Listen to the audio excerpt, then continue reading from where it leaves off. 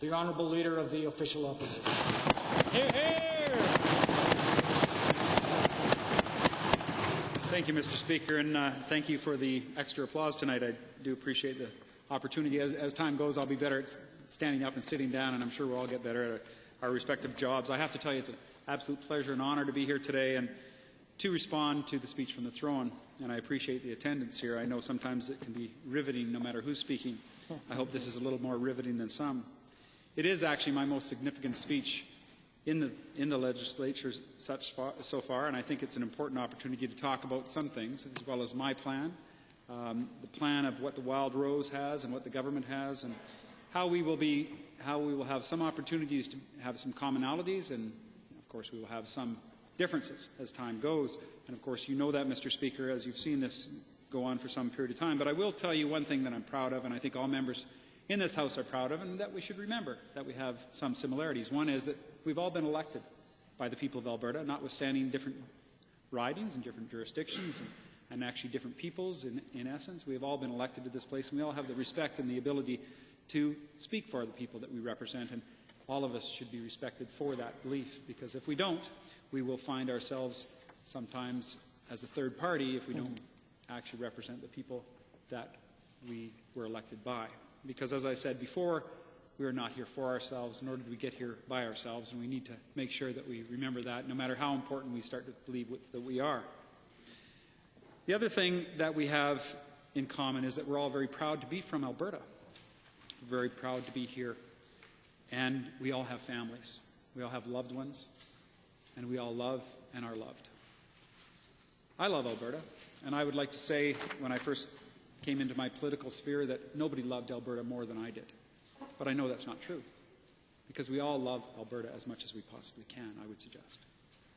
I would recommend, Mr. Speaker, through you, of course, that all of us remember that as we give our speeches and as we comment on other people's performance on those speeches and beliefs.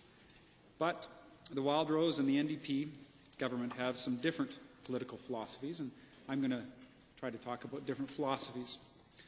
And those philosophies, of course, are based on different experiences in the world and different things that we have all had experiences in, whether it be in Alberta or elsewhere. I would commend the NDP at this stage, though, for something. And that is that the NDP do believe in something. Now, they believe in something more than just staying in power, which I find refreshing. No disrespect to our third party here, but I found that for many years that party would do anything to stay in power. And I don't think that's a good source of options for the people of Alberta.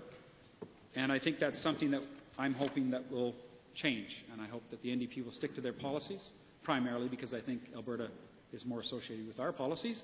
But whether or not that is true, we will find out in the next election.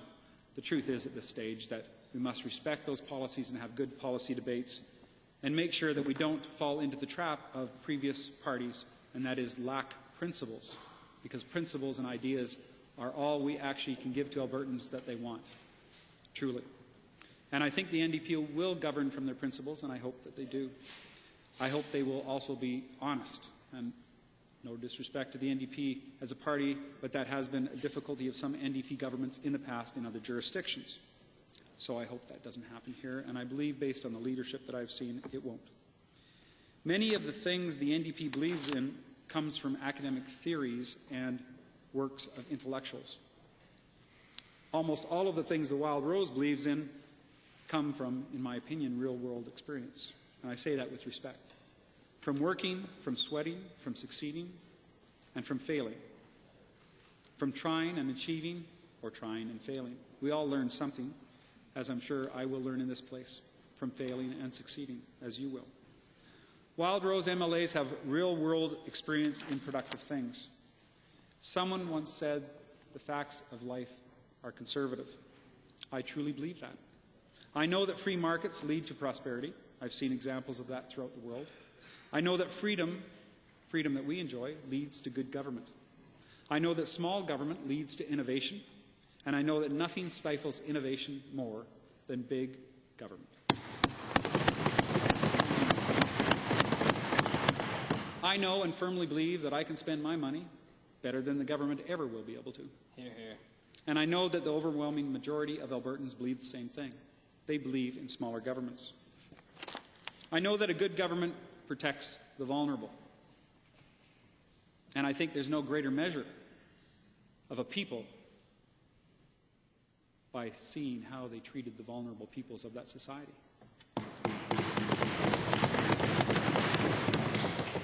I am conservative in principle.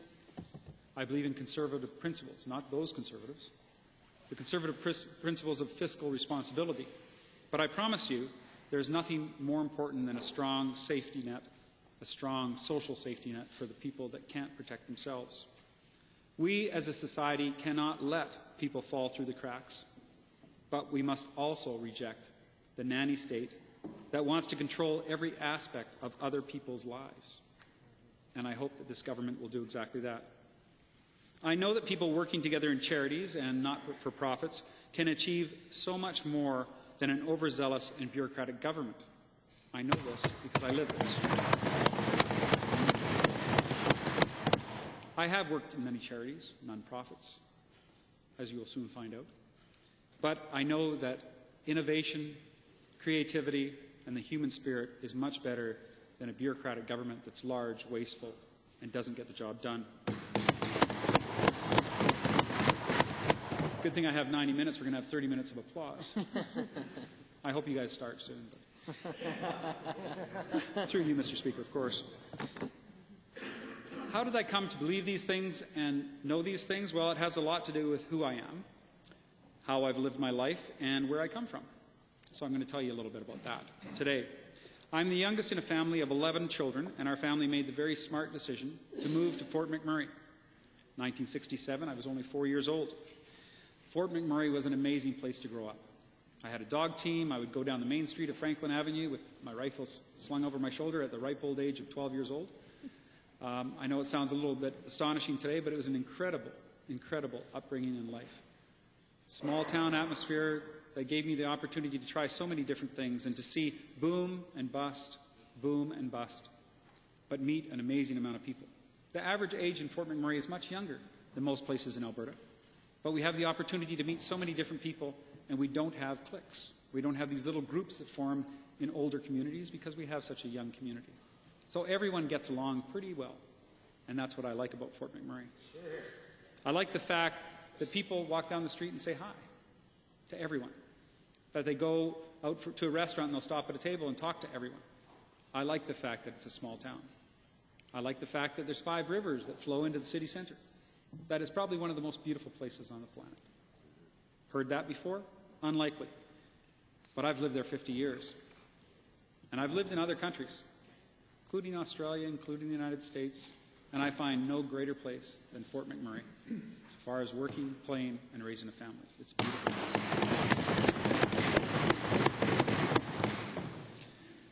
And I invite you, like the previous member did, to come to my hometown and to see exactly what it's like and why I find it so beautiful. If you get lucky enough, you might even get invited, like your house leader was, on a fishing trip on the Clearwater River with me. It's a beautiful place, and you can actually eat the fish.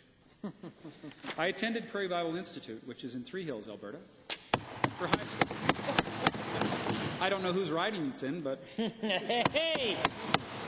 I would say that it was an incredible upbringing because I learned how to milk cows, how to work on a farm, how to talk the talk, how to shoot gophers, and how to be a different kind of Albertan, and I enjoyed it very much.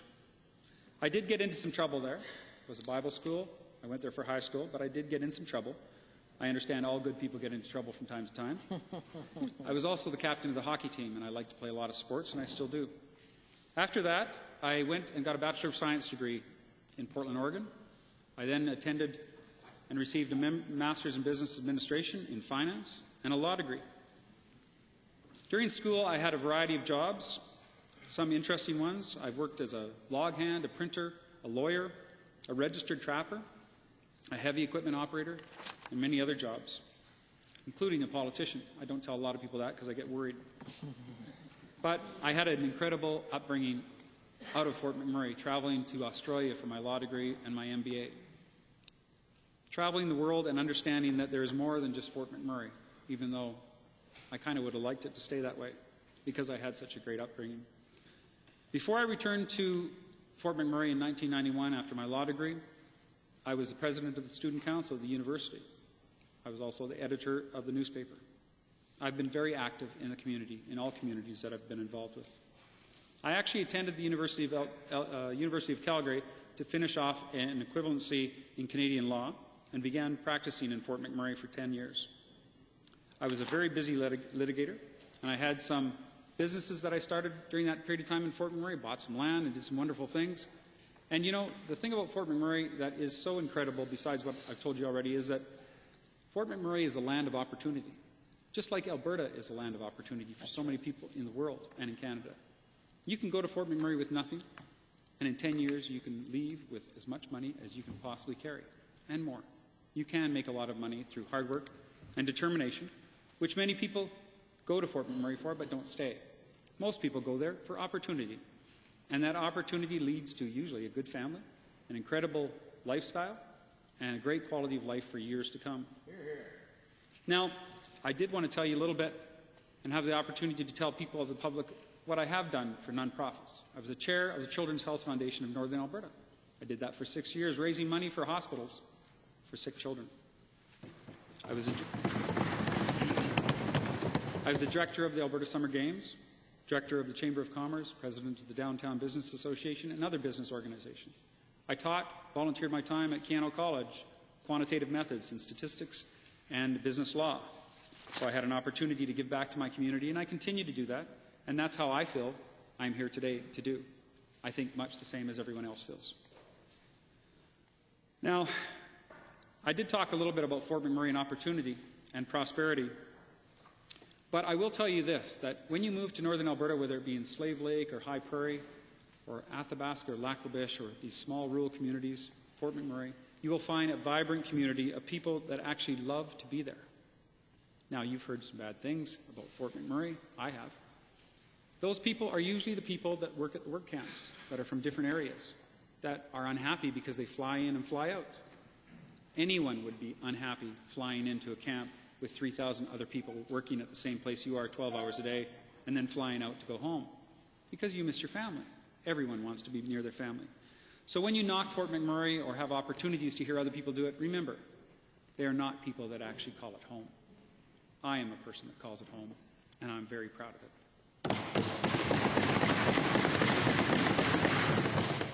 Now, Fort McMurray is also about energy, and I'll get into that in a little bit, but I will tell you, further on in my career, after practicing for 10 years in Fort McMurray, I ran for the Federal Conservative Party of Canada in a nomination, and there's sympathy from the other side, I know, but I'm very proud of that. I was very proud to run for Stephen Harper, and I was honored to be elected with 60% of the vote. The first time, 65% the second time, 68% the third time, and 72% the last time. Now, I didn't do quite as well the last election, but the people of Northern Alberta liked what I offered and liked what Stephen Harper had to offer and re-elected me with a clear majority each and every time. I believe that I made a significant difference in Stephen Harper's government, and I believe that Stephen Harper's government made significant positive differences. It was a government that reduced Canadians' tax burden. Clearly, 12 days of tax freedom that wasn't there when we got there in 2006. It reprioritized government. It respected provincial jurisdiction, something that hadn't happened before in quite a while. It improved our standing in the world. It kept us safe. And to commemorate that statement, this is the 30th anniversary of the Air India bombing, the largest ever terrorist attack against Canada. My heart still goes out to those people that were affected by that tremendous tragedy. A government that made me proud to be Canadian, that invested in our infrastructure, $47 billion over 8 years, the largest infrastructure investment in the history of Canada. A government that protected the vulnerable. And yesterday, we talked about the residential school apology. I was there when the Prime Minister correctly and courageously made that apology. It was right to come from the federal government, and he made that apology. Stephen Harper made that apology, not a Liberal Prime Minister, not any previous Prime Minister, but Stephen Harper, and I was very proud of that. I'm very proud of my time in Ottawa for a number of reasons, and I won't get into them because we will be asleep for a long time before that. I fought for some big ideas. I fought for decentralization, for limited taxation. I fought for a lot of things, passed about 25 bills on committees that I was part of. I was a parliamentary secretary for transport and infrastructure for 6 years, and I enjoyed that portfolio very much. But as all of you will know, if you ever have the opportunity to go to Ottawa, it's a long trip. And from Fort McMurray, it would be anywhere from 7 to 10 hours of flight twice a weekend. That's travel time, and it becomes exhausting. And I was missing my family. I had a young family. So I decided to stay and come home. I didn't want to stay in Ottawa. I'd never actually been in the House of Commons before I was elected.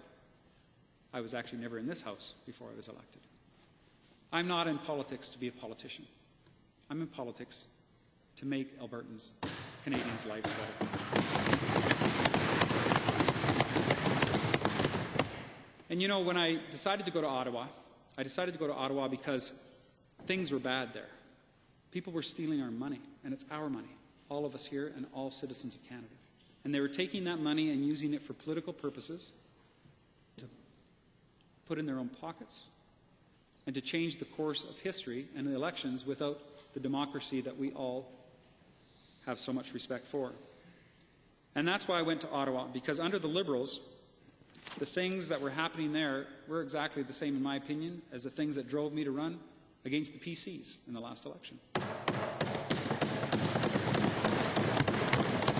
I saw the identical issues with the provincial government that I saw with Ottawa in the Liberal government 10 years before. They weren't listening to the people, whether it be Willow Square in Fort McMurray or just about any decision that the people actually spoke up for. They would do the opposite, or they thought they knew better. It was the same attitude that I saw back in the 90s with another government that thought they knew better and that started the reform movement. And I say to this government, and I say to all people in this House, don't forget who put you here, because they can just as easily get rid of you.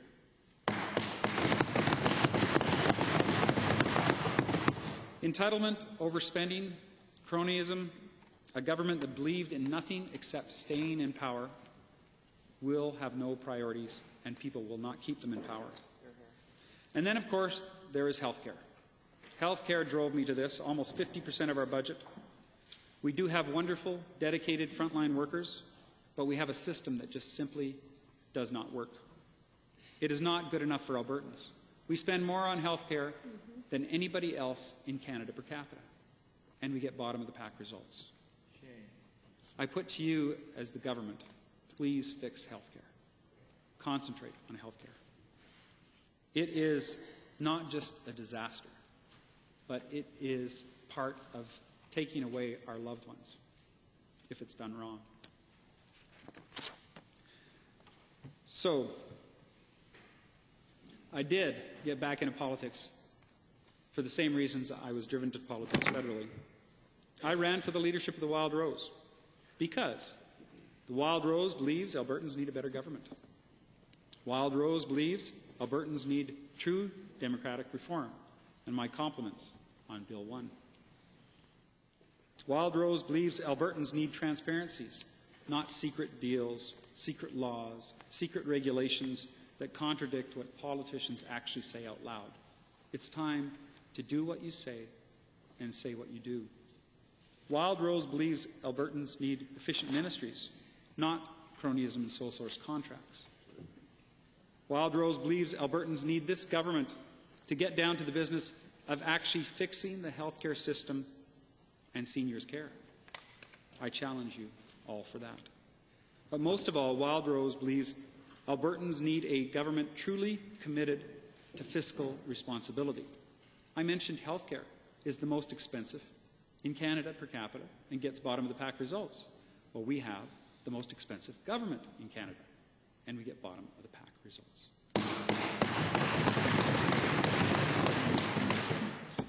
And I say this to you, Mr. Speaker, not because you can fix it all by yourself, but because you might be able to carry the message on to others. It's not our money. We need to be truly committed to fiscal responsibility and prudence in our management styles. to make sure that what we do is right for future generations. And when I say future generations, I mean our children, our grandchildren. We do not want them to carry the debt of our stupidity. We want them to have a better quality of life than we have. And that's why we need to focus on fiscal prudence in the future, right now, starting today, and moving on for the next 4 years. And the next 4 years after that, the government can do better and needs to do better. Albertans do deserve to have the best quality of life in the world. But when your third largest line item is debt financing, it means you cannot have that money to do other things with because you borrowed it. And I say to you all, please do not borrow any more money.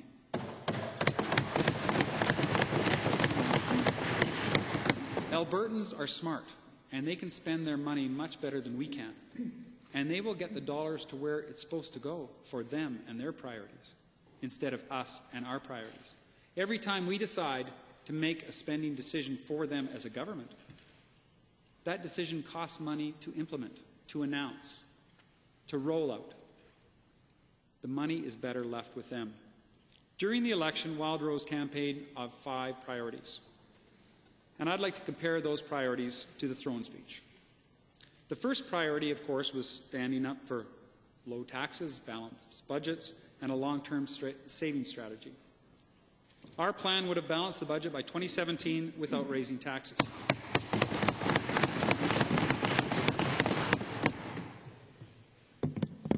We would have done this with actual reductions in spending, not draconian reductions, but actual small reductions in spending across government, cutting PC waste, and at the whole time, protecting 100% of our frontline services. Our plan actually included a long-term savings strategy and investing back into the Heritage Fund. Now, what bothered me about this, the first thing that bothered me about the throne speech was that it was very thin. The second thing was that it didn't have anything, not one mention of fiscal responsibility. This government, at this stage, has no plan for getting our spending in line with our revenue levels. Now, we've heard that oil is low. That's because we heard it from the previous government. Well, oil prices are not low, folks. We are the 3rd highest revenue year that this government has ever seen. The 3rd best sales of this corporation's, this government's business ever. Any business would be proud to have the 3rd highest sales in its history to deal with as far as expenses. So it's not a revenue problem, it's a spending problem.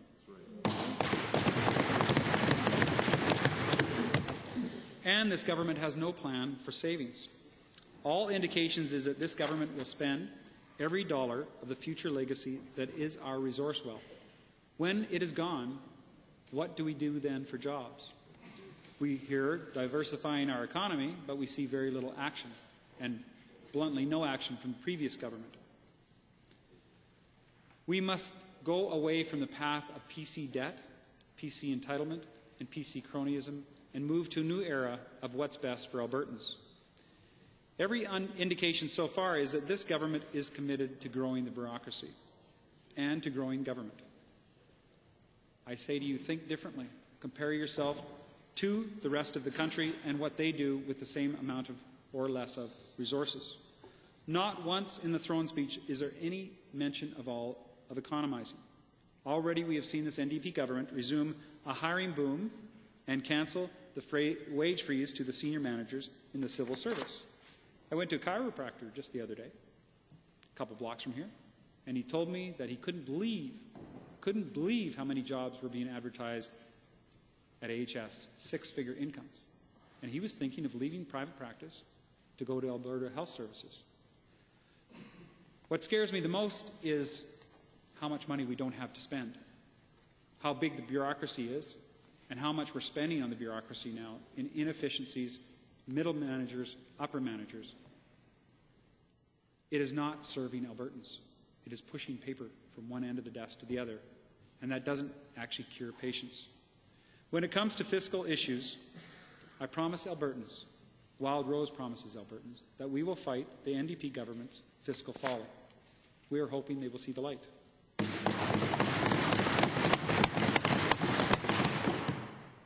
Our second priority was standing up for patient-centred health and seniors care, both of which are very important to Canadians.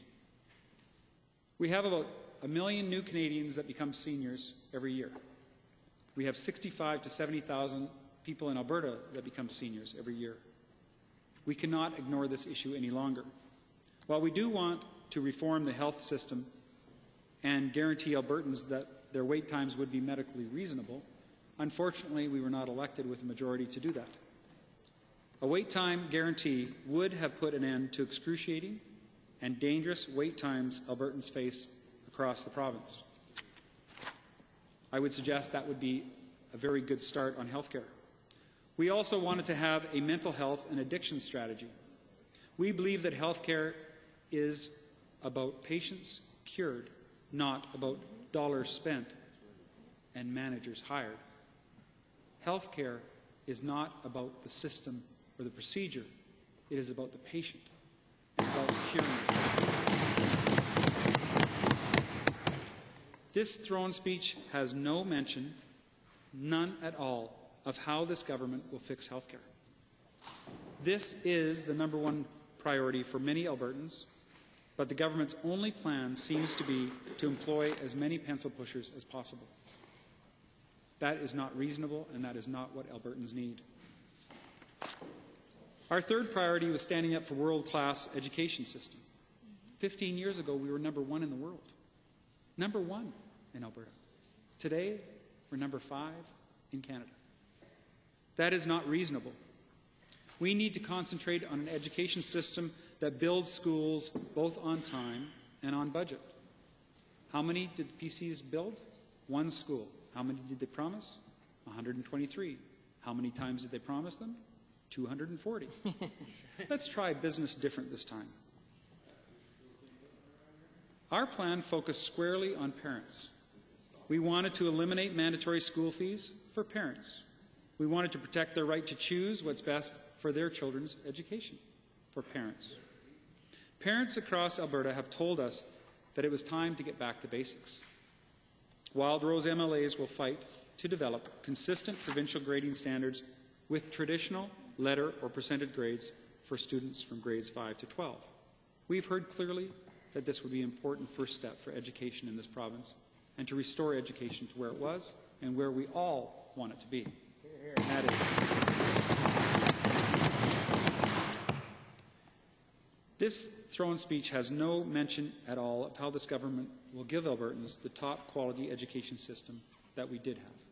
Not one mention in the throne speech. All we know is that the government is prepared to throw money at the system. They claim that they are investing $103 million in the system, but if you have a calculator and add it, it actually comes up to $213 million.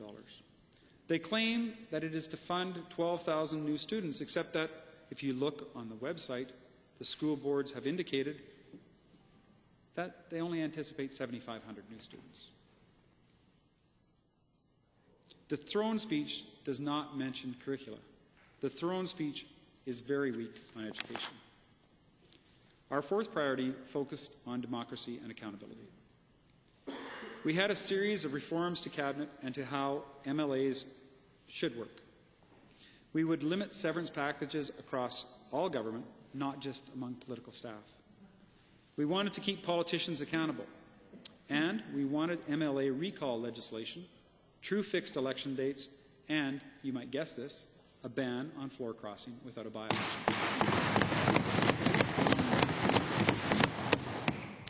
Now, you might say, why? Well, I will tell you why. I believe, clearly, Mr. Speaker, that I believe the floor crossing was an attack on our reputation as politicians. It wasn't an attack on the Wildrose or the PCs or the NDP. It was an attack on all of us, and democracy should not be attacked like that again. This throne speech has some elements of progress on this particular front, and I would like to compliment the House Leader and the Premier. Yesterday we passed Bill 1, which almost gets rid of union and corporate donations. Pretty exciting. We campaigned on it. The NDP campaigned on it. Good opportunity. But I do say almost because the bill leaves in 2 huge loopholes. unions can still guarantee loans to the NDP, like they have done in the past, and unions can donate paid time of their employees to the NDP, like they have in the past. Two loopholes that clearly the NDP knew existed, and yet they did nothing to close. We thought we'd seen the end of governments that were opportunist and changed the playing field to their advantage. We're hoping that that loophole can be changed. The law in Alberta defines contributions as cash, goods, or real property. I'm pretty sure the Premier doesn't think that union and corporate employees are goods or property, so I think this gives us a tremendous opportunity to slam the door shut on those two loopholes. It's not a fair playing ground, and we need to be fair so Albertans know that we believe in democracy for all parties, not just for the NDP. But there is hope we can fix it. The Premier has invited all parties to sit on a special committee to deal with these sorts of issues. We're hoping that the members from the government on that committee will be open to amendments and open to close these loopholes. Of course, I look to the House Leader in particular to give directions on that front. It's a good thing. I do commend the Premier for that effort, and I'm hoping that we will see better legislation in the fall. Our fifth priority was standing up for Alberta communities, for healthy communities, for vibrant communities, to make sure that people want to live in Alberta communities, both rural communities and urban communities. Our rural communities and urban communities are tied together. It is not an exclusive, mutually exclusive situation. They are dependent and codependent on each other. And why do I say that? Because the urban areas do not hold the natural resources or the people that work on most of these natural resources. The rural areas hold that. But the same is reverse. When people in Fort McMurray want to have a nice weekend out, they go to Edmonton, and that's where they spend a lot of their money, or Calgary, to watch a Flames game. There is a connection, and we're very proud of Edmonton and Calgary living in the rural area, the same as I believe urbanites should be proud of the rural areas in Alberta. Our urban communities need funding certainty. We heard that clearly from the mayors. For too long, politics has been the key determinant of funding. That has to stop. We proposed the 10-10 municipal funding plan to solve this problem, to take politics out of infrastructure funding.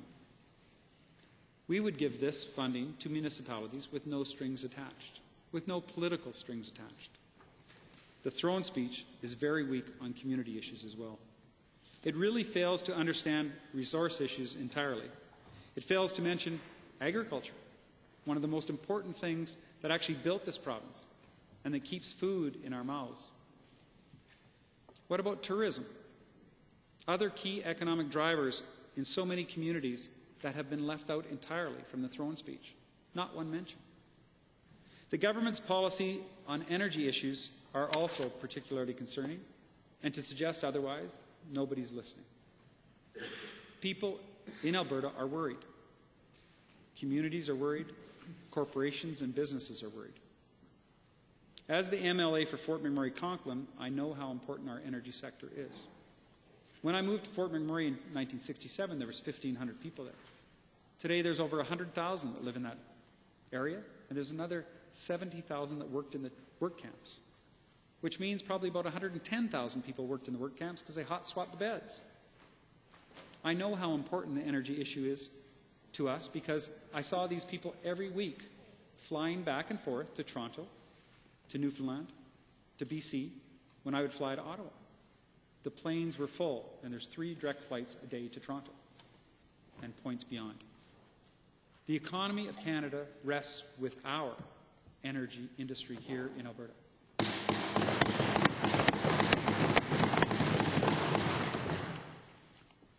People wonder why Alberta has such a big influence on the world stage. There's a number of reasons. One of the reasons is oil and gas industry and the success we have with patents, with ingenuity, with the people, the men and women that work in these industries that go around the world and bring their resource specialties into the world and bring Canadian jobs and investment into the world. What does that do? Well, when you come from Alberta, which is the most generous place in Canada per capita, and Fort McMurray, which is the most generous place in Alberta and Canada per capita for all nonprofits, including the United Way and other groups, we have the ability to influence not just Canada, but the world with our decisions. That's why every decision that is made by your government is so critical to not just us in this place, not just Edmontonians and Calgarians, and not just the people in rural Alberta, but to all Canadians, to the entire world. We are an example of what can be done with a proper democracy. We have struggled in the opposition to get the government to acknowledge the importance of our energy sector and our need to get more pipelines to get our product to market. And as all of you know in this place, the Wildrose is here to help.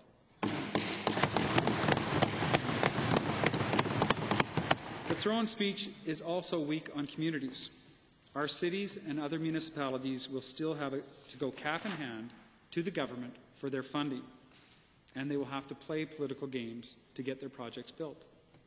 The most popular infrastructure program in Ottawa was the gas tax fund. The Federation of Canadian Municipalities gave rave reviews on it. Why? Because it was certain. It was based on population. It was indexed, so it would grow with the rate of inflation. And it was fair.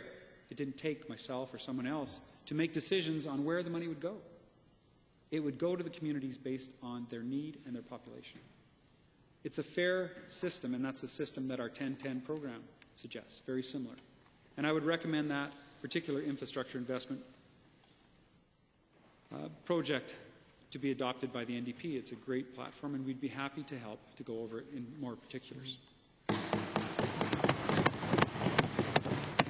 Overall, as you can tell, I'm not thrilled with the throne speech. I thought it was very thin. Really, it is a speech about how the government will return in the fall to give a speech to the throne. So it was a speech about a speech. That is very concerning. Albertans have gone months without a budget and a government, and we have a time in our lives right now that is very unpredictable. The economy of the world is faltering, and we need to make sure that the corporate community, the business community, Alberta families have certainty in their decisions.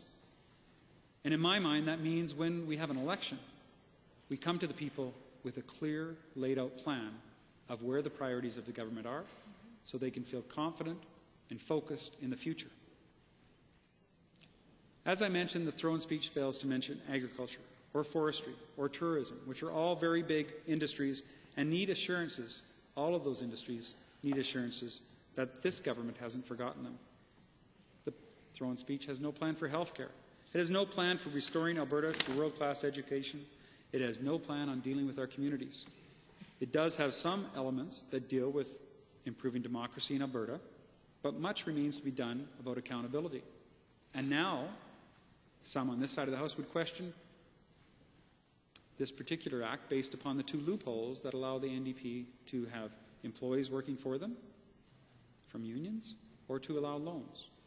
Those are troubling issues.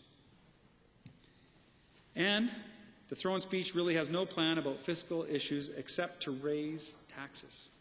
And you might have heard, the Wildrose is not in favor of raising taxes.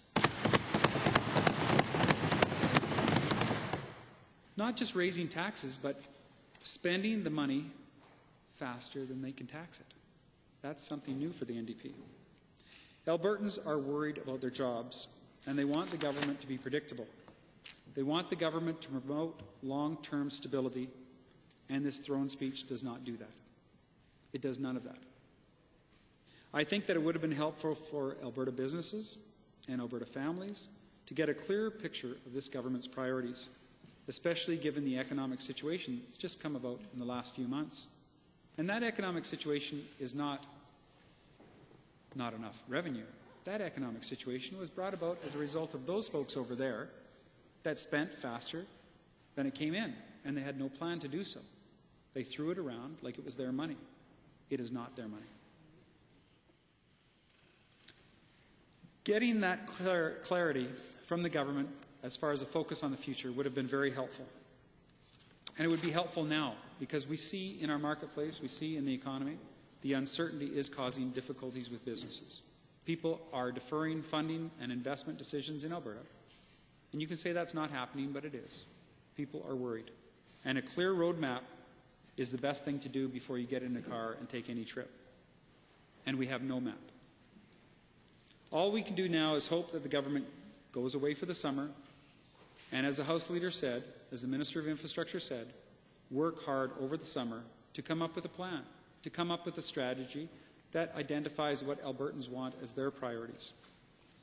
We can hope that it will take the time, that it will listen to Alberta families, listen to communities, listen to Alberta businesses.